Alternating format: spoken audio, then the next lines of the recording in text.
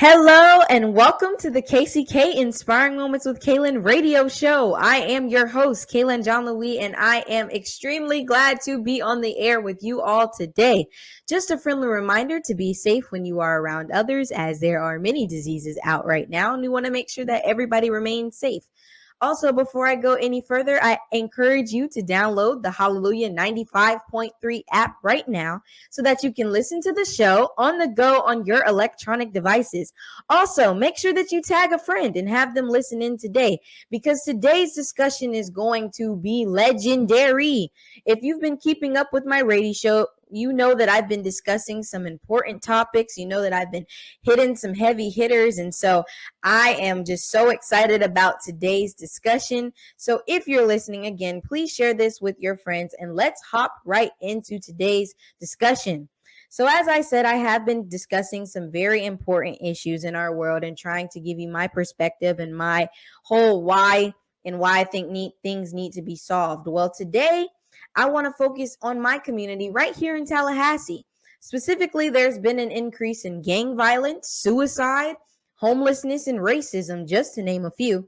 And as a teenager, it's very disheartening to know that a lot of these issues are negatively impacting my fellow peers and my community. And while some have spoken up about these issues, it's evident that we need to find some solutions to help eradicate change. So today I have the esteemed honor of having Ms. Paula DeBoles-Johnson, candidate for Leon County Commission District 5, here with me today to have a conversation about these issues, as well as to discuss some of her solutions to fix them as one who is running for an office here in Leon County. But before we bring her in, I do want to give a quick introduction to her. She is a national thought leader, keynote speaker, and strategist from Orlando, Florida. She moved to Tallahassee to attend the illustrious Florida A&M University, where she earned both her bachelor's and master's degrees. Currently, she serves in dual capacities as the Employee Engagement and Performance Manager with Leon County Government and Executive Director of the Capital City Youth Development Corporation. As a national trainer, contributing author, and success coach, she has provided her expertise to numerous companies and organizations across the nation. While she has been featured numerous times in various mediums, including radio, television, podcasts, and print, she is best known for creating innovative statewide programs, which exposures to several organizations here in Tallahassee. She is a recipient of numerous awards and recognitions due to her advocacy and commitment to volunteerism, but her greatest joy and inspiration is to be with her family. Her name, again, is Mrs. Paula DeBoles-Johnson, and I tell y'all, I am so honored to have her here today. So welcome to the show, Miss Paula. Enthusiasm, your passion, I love it all. You. I'm so glad that you were able to make it because, like I said, there are a lot of issues going on in Tallahassee. And with you, I just want to jump right in and just talk about what you're running for, why you decided to run for the Leon County Commission District 5. Let's get into that. Okay. Again, thank you so much for having me. And I welcome the opportunity to have these kind of impactful conversations with young people. We often don't take the time to listen to what it is you all have to say. So while I know you're interviewing me, I know that after this broadcast, we're going to have some time to talk. And I want to talk with some of the other young people within our community. So why I'm running, this has been something that I've been training for almost 12 years. So people are like, oh, you decided overnight. No, absolutely not. I don't do anything overnight. People know me to be a planner and a strategist. So I've known for many years that I wanted to go into public service, but I started off by first serving. I've always been someone who's volunteered. Even when I was a young child, But when I came here to FAMU also taught us the importance of giving back. And in that, I had great mentors, and all of them did the exact same thing, right? So in order to be a leader, you have to first learn to serve. So I've been serving within this community for 30 years, and now I want to take that service to another level. Sometimes it makes a big difference when it's not just your voice and it's the voice of other community members, but when you also have that title and that authority of an elected official behind you, you can do more work and have a greater impact. So that's what I want to do. I want to have a bigger impact so that we can change things in our community for the better. I've been talking with people over the last, we've been in it, like I said, for a long time, but over the last year, we've been much more strategic in asking those questions. What do you want to see happen in Leon County? What are the things that concern you? What can we do better? And what can I do for you? What can I do to help our communities be stronger? And so we've listened, and trust me, the community gave me a lot of information. And some of it are things that we can absolutely change if I'm elected to be your next District 5 Leon County Commissioner. Those are some things that I can absolutely work on with the other commissioners on the dais. But there are some things that are outside of our control. But guess what? We need to remember that as elected officials, we are here to serve the people. So you give the people the resources they need, and you let them be responsible for changing their communities. So all of this mixed together, and again, my passion to community service and my drive to continue to serve is why I decided that I would take up the mantle and run for Leon County Commission. I love it. I mean, like you said, elevating to higher levels is just so awesome to know that we have someone like you in the community who is willing to fight for us, willing to make sure that certain issues are addressed in our community. And I mean, as a fellow teenager, as someone in the community who is using my voice to inspire other people, a lot of times I end up being that one person who's able to share the concerns and share the different things that other youth that I know are going through. And so I mentioned earlier about how there's issues such as racism, how there's issues such as homelessness, gang violence, and different things. But I'm wondering, what is the biggest issue for you right now that you think needs to be changed to better our community? You know, we have to find a way to end this gun violence, Kaylin. And you know, if one person had the answer or the solution, this would be a moot point, right? But we know that gun violence is the leading cause of death for our Black males. And this is where I am. I'm in a kind of different place. I know all of you brilliant young people, right? But I also have two young women who are of age to start looking to marry someone, to look to date, right? So when we're talking about these kind of things, who do we point them to, right? Because we spend a lot of time with young people because I have a nonprofit. So that's what we do, work with young people. And listening to our young Black men and even our young women, there's such a sense, it's this pervasive sense of hopelessness, right? And that's not what we want for our children. When I say, you know, let's talk about future planning. Tell me your goals. Tell me where you want to be in 2 years. Tell me where you want to be in 5 years. Tell me where you want to go to school. And when they respond to you, Miss Paula, I just want to be alive. College is not even a thought in my mind. That is the most disheartening thing that you can hear from a young person, especially when we say young people are our future. Well, if they're being cut off and their young lives are shortened as children, as babies, what does that mean for us as a people, right? Right. So when we talk to them about, look, why do you feel the need to carry a gun? And it's the same thing that we say as adults. We want to feel safe in our communities. Well, for some of them, the only safety they have is to walk around here strapped. And that is not an answer. That is not a response. if you have a weapon, then 9 times out of 10, at some point you're going to use it. And if you Right. don't use it, you pull it out in the wrong place. Then let's say at school, what happens? You're expelled. That impacts your entire future from that moment you made a decision to take a gun to school. But why did they do that?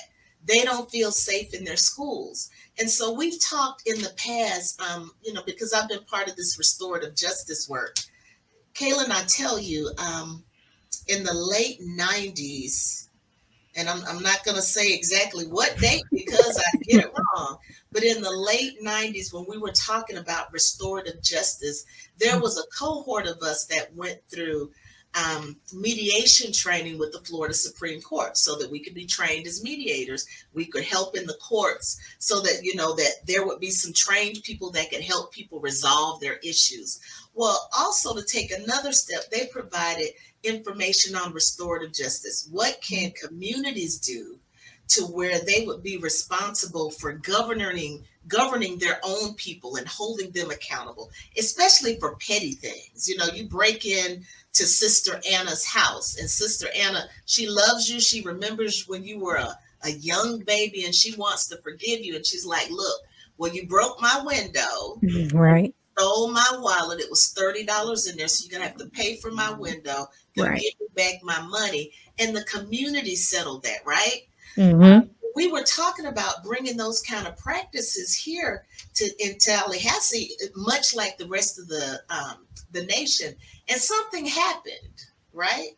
Mm-hmm. One of the things that happened was at the time we had a person that wasn't interested, and I'm not going to go all the way down that rabbit hole, but their Right. comment was, I'm going to prosecute as many of these folks that I think that I can. If they commit the crime, I'm not interested in diversion. I'm not interested in restorative justice. So when you have leaders making those kind of decisions, what do we do as a community? We find another way around.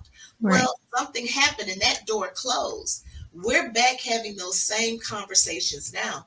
And I applaud our sheriff and all of our community members that are working to bring all of that back because we need it. Every time someone makes a stupid decision, especially if it's not a violent crime, Right. there should be some kind of way, especially if it's a young person, for us not to impact their entire life because of one stupid mistake that you make as a child. And this is where, I go with this. As young people, you have parents and grandparents and elders and sisters and brothers to guide you, right? Right. And that's the nature. The brain isn't developed. You all aren't going to always make the best choices, right? Mm-hmm. So if you do something silly and it's not violent, should there be a mark on your record forever because you just did something dumb, right? So no, there should be another path for those young people that are not violent, that are not habitual, right? It was a one and done. They messed up. They understand they should never do it again, and they don't get a criminal record for that thing. Now, for those people that are continuing to offend, Mm-hmm. right? There's a whole nother conversation we need to have about that. Right. And I'm going to circle back to the gun violence because all of this leads up to how we got here, right? Right. We're talking about policies surrounding underperforming schools, under-resourced neighborhood, under-supported public housing, concentrated poverty, income inequity, lack of parental supervision, lack of access. There's so much lack. And I was having a conversation with a friend of mine, and I was really surprised by her comments because she's a very educated person, and usually we can have these conversations and we can agree to disagree. And she said, it would be so much easier if we all agreed. What did she say? If we could all be the same religion and we could all pray the same way, that would solve all of this. And I kind of looked and I said, it's those differences that make things more interesting, that make it better.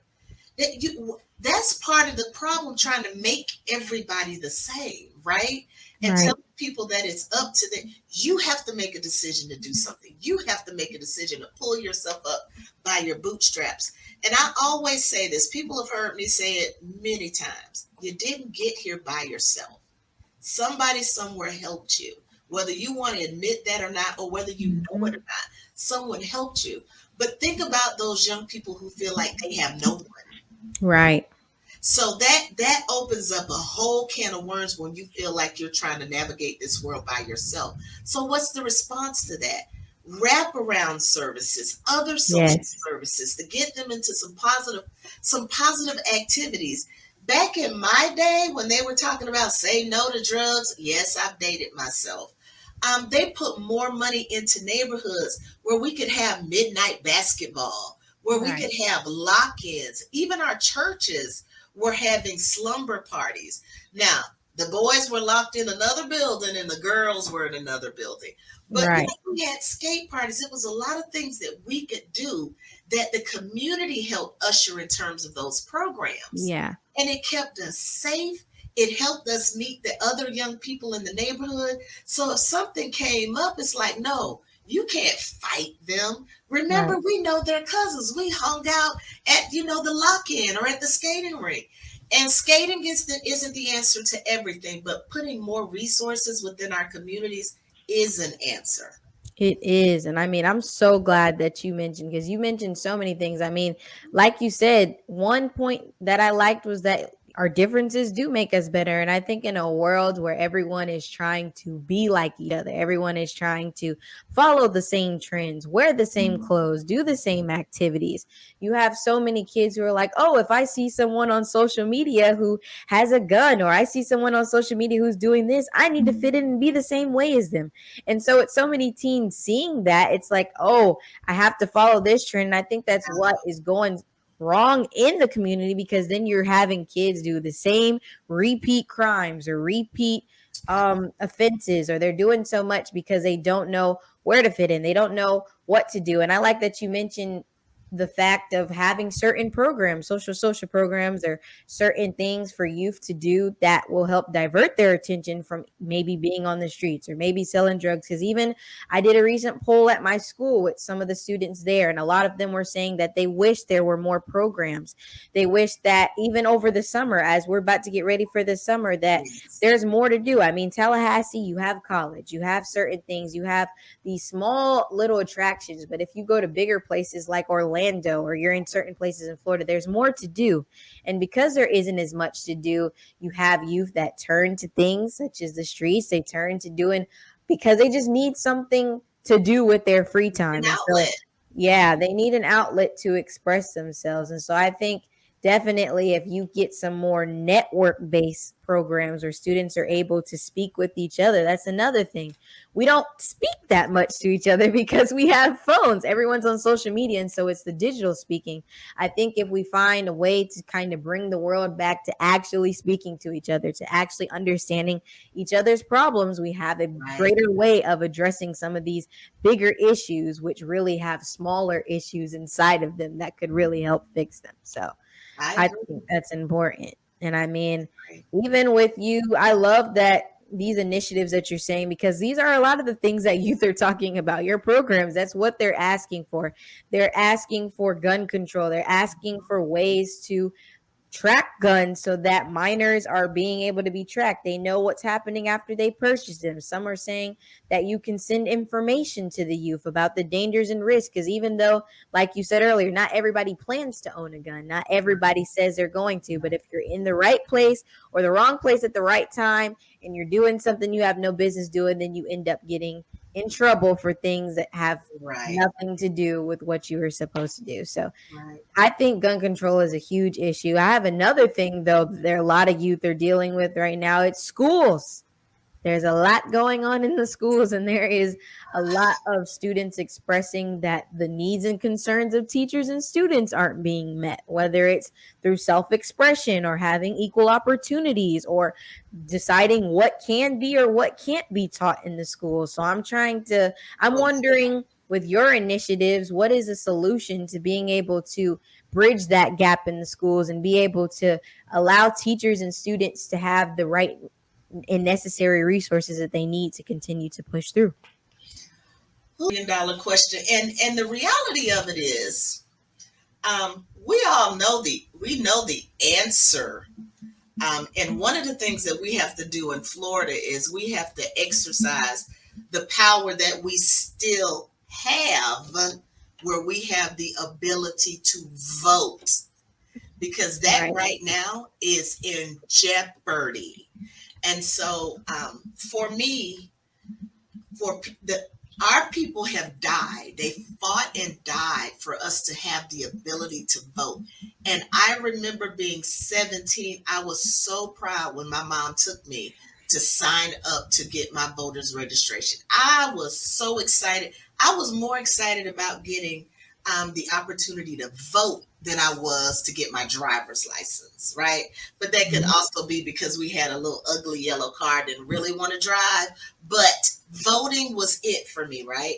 So right now you have the ability to vote, and we have so many people, so many of our own people that don't exercise that right.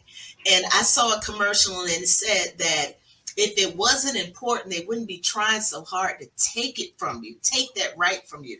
And it's a very real possibility. You all didn't think some of those other things that passed in our legislature in this last session were going to pass, but you see what happened. So we're on a very slippery slope. So that's the first thing. Exercise the right that you currently have, which is to vote.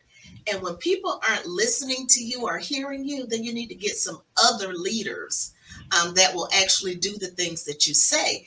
And all of that is about people power. If you want something, you're going to have to say something. And sometimes you have to shout to get the things you want.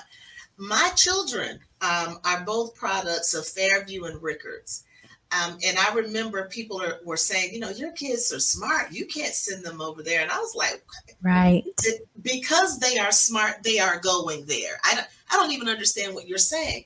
But for them, they were listening to the rhetoric about how dangerous public schools were. I'm a product of a public school. My parents didn't have money to send me to a private school. And our girls are proud graduates of the public education system. We have amazing teachers. And let me tell you this. I heard so many times during COVID that parents didn't want to be home with their children, right? So now you see what teachers have to deal with every day. So this is a great opportunity to make sure that your children are being respectful and that they're grateful for the people that spend their own money and spend so much time and energy trying to be everything to our kids. They can't just be teachers. They got to be social workers. They got to be janitors. They got to be guidance counselors. They have to sometimes feed kids. They have to give part of their check to buy things for their classrooms. Teachers ought to be paid more than anybody. That's the way I feel about that. And then let's flip this and talk about the students who don't get to just be students anymore, because now we're talking about the fact that they have to read certain books and they can't be educated on the real history of this. But this is what I know. Those that don't know the real history and the truth are doomed to repeat it. And for some people, they're excited about that old history coming back. But no more, baby, because you got a new breed of people. We're not having that, right? But guess what? I can say that because I know that my family and young people like you and your family, you're not going to stand for it. We're not going to sit back and just let you take things from us, right? We're going to fight, and we're going to use our power, the power of the vote, to fight the right way.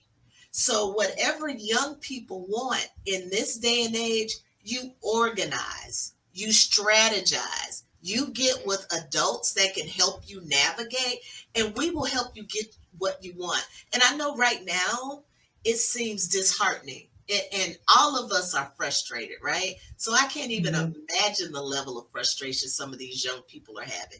But this is what I need everyone to understand. We are resilient people. We are, again, you'll hear my daughter say it, the cradle of the universe. Baby, if we can build the pyramids, we can certainly get new leadership in this county, in this city, in this state, and then this country, right? Right. So I need for young people to not be disheartened. I need them to understand that this is a rallying cry, that we need to all get together, better organize, strategize, and stand up and fight for the things that we want. The electeds work for us. Right. And we need to make sure that they understand that. So if people don't listen to you, get new people, Right. get new leadership. Yes. Oh my gosh. I love this conversation. And I wish that we weren't running low on our time, because we definitely are going to continue this part 2. But I mean, y'all heard everything she's saying. These issues, these are not just random things that can be fixed later. These are right now Yes. issues that we need to fix. And it's not just affecting adults, it's affecting a lot of teens. It's causing them to mentally go through some things and to not be able to function after having to see all of these different initiatives, all these different wrongdoings in our world. There's just so much that youth are seeing compared to what they used to, or compared to what I used to. Bad policy. Yes. And so with this, like I said, we don't have much time left, but I do want to give you the opportunity to just say a few last words, especially about your position and why you're running, just so that the audience can hear that from you. And so I will turn it over to you. Thank you, Kaylin. Again, thank you so much for the opportunity. I am so very, very proud to know you. But for those, again, I am Paula DeBoles-Johnson. I am running for Leon County Commission District 5. I want to take my service to another level, and I want to help change our communities for the better, ensuring that our voices are heard. The ones that are responsible for running businesses and raising kids and working in the schools. I want to be the voice for our community, and understand that I will hear you. We are always looking for volunteers to help with our campaign. We are a grassroots campaign. That means we are powered fully by you. So I need your resources. I need your donations. I need your arms, your legs, your hands to dial, because we do need some help with making those calls, putting out those yard signs. So we welcome any help. And if you're interested, please check out our website at www.imwithpaula.com. And thank you so much, Kaylin, for this platform. You and other young people like you are what give us the energy and the passion and the drive and commitment to keep doing this. You are our future, and we're fighting for your future. Thanks for having me. Of course. And I thank you so much. It was my absolute pleasure. And you all know we're going to continue this, because this is something that is worthy of hearing more people, hearing more perspectives. And so I thank everyone for tuning in. Just a few quick announcements before we do end up getting off. I want to say to remember to vote for Hallelujah 95.3 FM for the Tampa Bay Gospel Awards for the Radio Station of the Year. Woo woo! As a member of this radio show, I just hope that you go to this website, because we really want to honor Doc D and his efforts just for being able to make this radio station happen. And so to vote, you go to www.tampabaygospelawards.com and you will click vote for the Radio Station of the Year category. You can vote as many times as you want. Please, please, please help get him up there. And thank you so much for those who already have. Also, I ask that you connect with me on all my social media platforms, which are by subscribing to the KCK Inspiring Moments with Kaylin YouTube channel and turning on your post notifications. You also can follow me on Instagram and TikTok at Kaylin Cares 15. You can follow me on Facebook and LinkedIn at Kaylin's Caring Connection. And by all means, please check out the website, which is www.kaylinscaringconnection.com, to check out all things about Kaylin's Caring Connection, Inspiring Moments with Kaylin, a little bit more about me, see some merch, and any past opportunities that I've had in media. Again, I thank everyone for tuning in. I look forward to more conversations and inspirational moments to come. Always remember to be the change that you want to see, and to know that you have a voice for a reason. So use it. I love you all. And if no one has told you today, know that I love you, and that I hope you have a great rest of your day. Thank you for listening to the show, and catch me on the next KCK Inspiring Moments with Kaylin live radio show. Bye-bye.